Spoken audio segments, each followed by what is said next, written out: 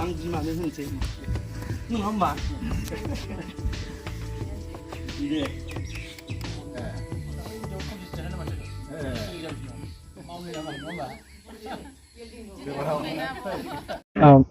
My name is Sylvester Baske. I'm from village Uttar Dakhin Gao, and my parents, my father name is Anthony Baske, my mother name is Christina Himrom. We belong from Thekazora, BCDC, and I appeared for UN Burma Super 50 mission, and I successfully qualified through my hard work and dedication, which I have prepared, and I got the result for it. And for that, I would take this privilege to thank our Chief of BTR, respected Pramod Boro sir, for giving us and providing us this opportunity to become a successful candidate and prepare ourselves in our life journey and to work for our region and for the upliftment of our society in our locality and to help people who are in need.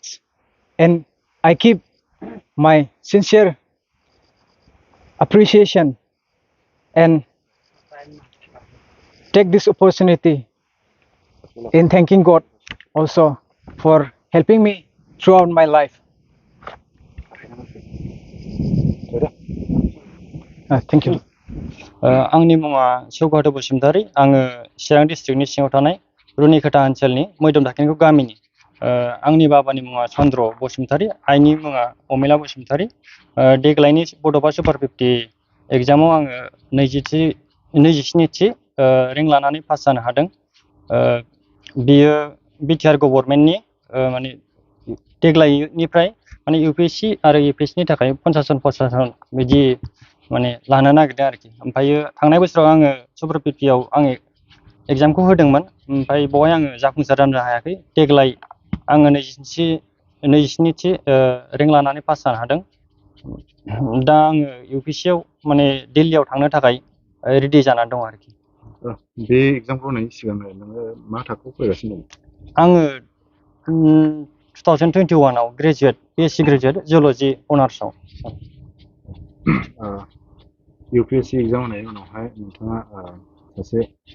गोख्रों जेरै हादर बेंगिरिनि सिङाव थानाय जेरै DC बा आइपिएसफोर जानायनि माबायदि आसा खालामो आङो जेसेबां हायो नाजानोसै जेनेबा जोंनि न'खरखौथ' नोंथांमोनहा नुबायानो जानांगौ जेनेबा माबायदि रोखोमनि दा बेफोरखौ आङो जेनेबा गोसोखौ गुदुं खालामनानै नाजानो थांगासिनो दं आरो बेखौ एग्जाम होनायावहाय माबायदि खस्थ'नि गेजेरजोंहाय सौसिनानै फैनो हागोन आङो इउपिएससि प्रिलिम्सखौ आङो खेबनै नाजाखांबाय आरो खेबनै रेगुलारलि 2021 आरो 2022 ओमफ्रायो देग्लाय एपिएससिखौ आं होदोंमोन ओमफ्राय बेवहायबो जाफुंसार जानो हायाखै आरोखि पेपार 1आव थादों पेपार 2आव मोजाङानो जादोंमोन आरो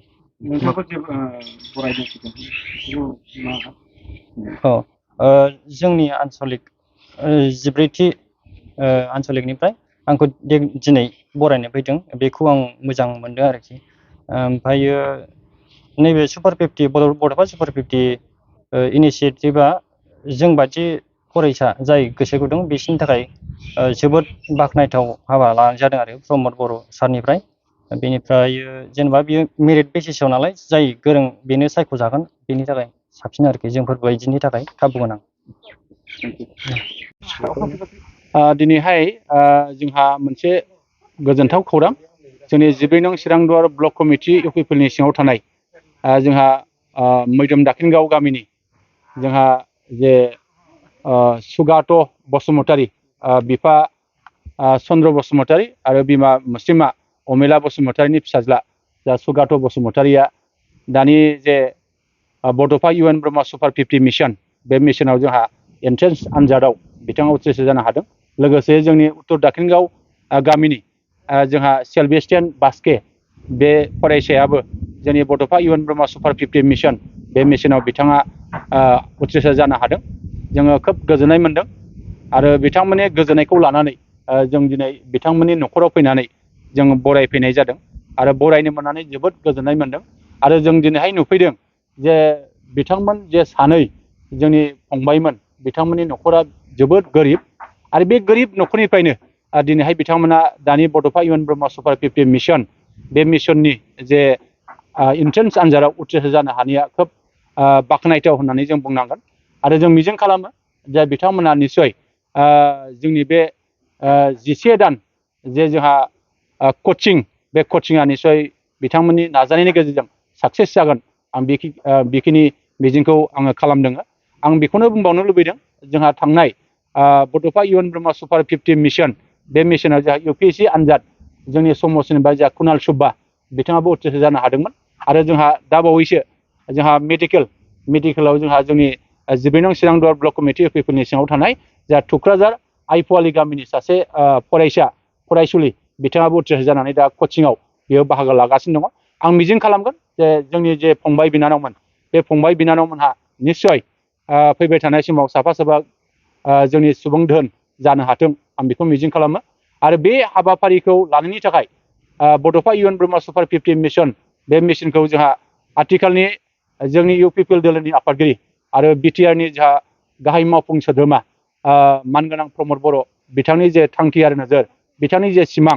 बे सिमाङा निस्सय मोगथां जानो थांगासिनो दङ आरो जों दिनैहाय नुदों जोंनि गोरिब जोंनि फंबाय बिनानावमोन बे फंबाय बिनानावमोनहा नैबे बड'फा इउ.एन ब्रह्म सुपार 50 मिशननि गेजेरजों जोंहा गुबुन गुबुन जायगायाव दिनै बेबायदि कचिं